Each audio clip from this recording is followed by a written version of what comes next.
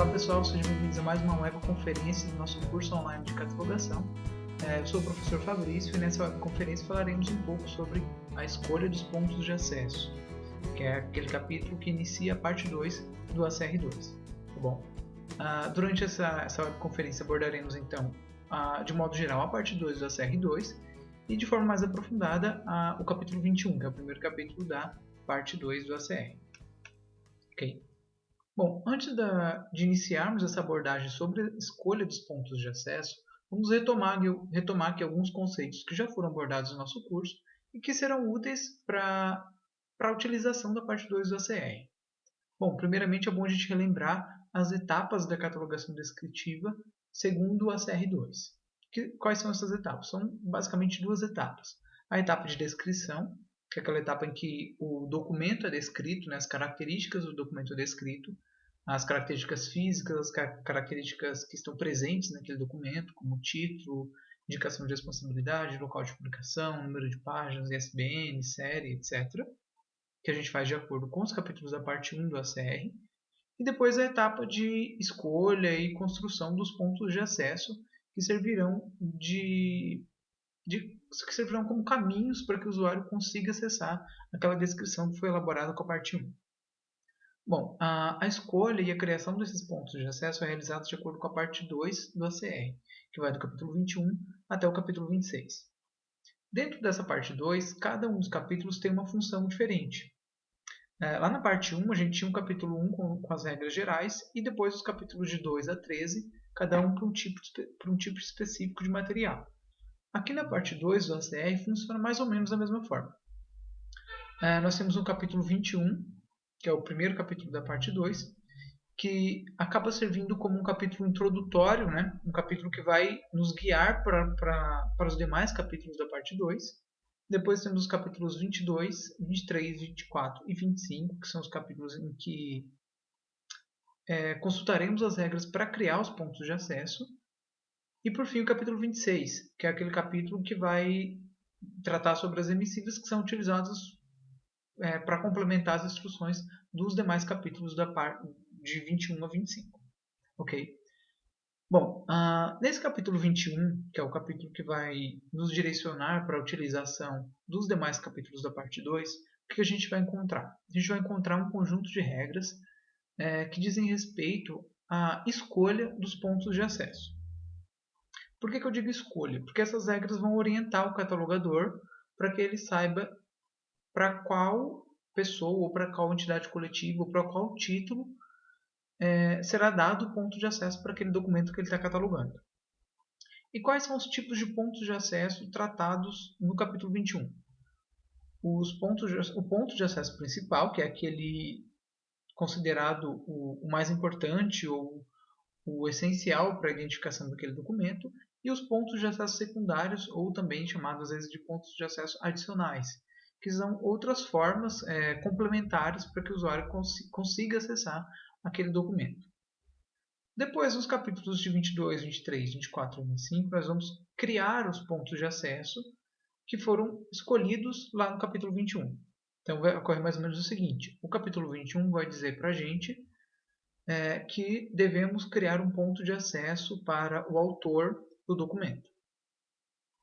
Já que o autor é uma pessoa, como criaremos o ponto de acesso para essa pessoa será orientado, será dada essa instrução de como criaremos esse ponto de acesso lá no capítulo 22, que diz respeito aos pontos de acesso para nomes pessoais. Se o capítulo 21 diz que criaremos o ponto de acesso para a entidade coletiva que é responsável pelo documento, nós consultaremos as regras do capítulo 24, que dirão para a gente como construir o ponto de acesso para uma entidade coletiva. Tá bom? Então, essa é mais ou menos a relação estabelecida entre o capítulo 21 e os demais capítulos da parte 2. E como eu disse anteriormente, o capítulo 26, que é o capítulo das emissivas, complementa os demais capítulos e, de certa forma, se aplica a todos eles, né? Também as instruções presentes no capítulo 26.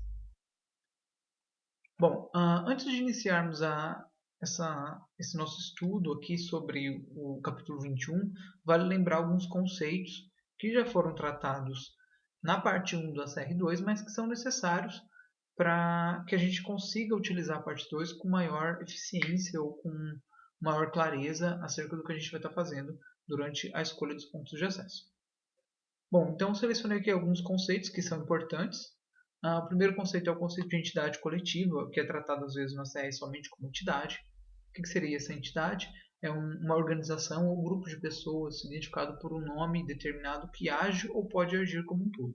Por exemplo, uma associação, uma instituição, uma firma, empresa, órgãos, governos, grupos, por exemplo, grupos musicais, igrejas, conferências, entidades religiosas, etc. Enfim, todos esses grupos aí que possuem um nome e agem como um todo, como um coletivo. O segundo conceito, que também é importante para a escolha do ponto de acesso, porque ele vai, dependendo do seu tipo de documento, se o documento é uma monografia ou não, pode ser que seu ponto de acesso seja diferente. Então, o segundo conceito que eu selecionei aqui é o conceito de monografia. O que seria uma monografia? Um recurso bibliográfico que está completo em uma parte ou se tem a intenção de completá-lo em um número finito de partes. Por exemplo, aquele livro tradicional que a gente conhece é uma monografia, né? Um romance ele está completo ali ou ele é pretendido para terminar naquele volume ou então no volume seguinte. Então ele é um recurso finito. Então é chamado de monografia. O oposto da monografia, se é que a gente pode dizer assim, é uma publicação seriada, que é aquele recurso, aquele documento que teve um início, mas não tem uma previsão de término para ele. Por exemplo, uma revista, um jornal, um periódico acadêmico, um diretório, os relatórios anuais, etc. Agora, mais alguns conceitos que já estão ficando bem mais próximos do que a gente vai utilizar na parte 2 da CR. O primeiro desses conceitos é o conceito de responsabilidade compartilhada. O que seria responsabilidade compartilhada?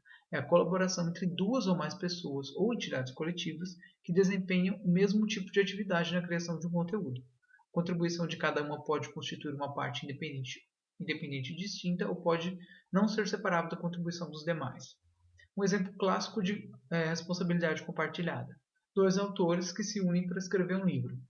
Tá bom? Isso é um exemplo bem clássico desse tipo de situação. E por que é importante termos esse conceito de responsabilidade compartilhada bastante claro? Porque dependendo da situação do nosso documento, se é uma responsabilidade compartilhada ou não, a regra que a gente vai ter que utilizar no capítulo 21 vai variar. A gente vai ver isso mais adiante. O segundo conceito, também relacionado à responsabilidade, é de responsabilidade mista, que ele é semelhante, se aproxima um pouco da responsabilidade compartilhada, mas tem um diferencial aí que faz toda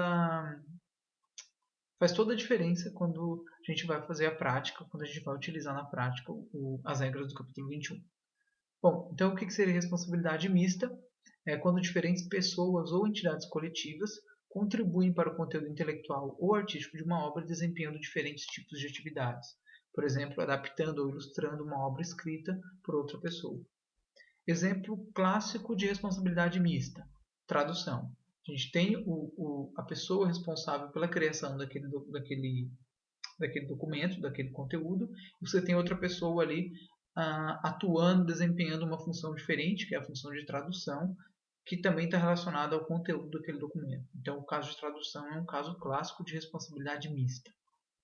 Outro conceito importante, o conceito de título coletivo, que a gente encontra muitas vezes naqueles casos em que é um livro organizado. Então, você tem lá um livro organizado com o título tal, tem lá seus organizadores e cada capítulo tem um título individual. E cada capítulo constitui-se como uma obra contida naquela obra maior.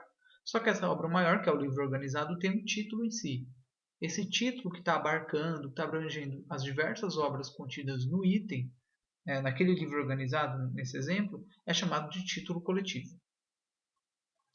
Ok? Então, retomando esses conceitos, o conceito de entidade coletiva, o conceito de monografia, de publicação seriada, de responsabilidade compartilhada, responsabilidade mista e título coletivo. Então, 6 conceitos que são importantes a gente ter isso bem claro quando a gente vai iniciar o uso do capítulo 21 da CR2.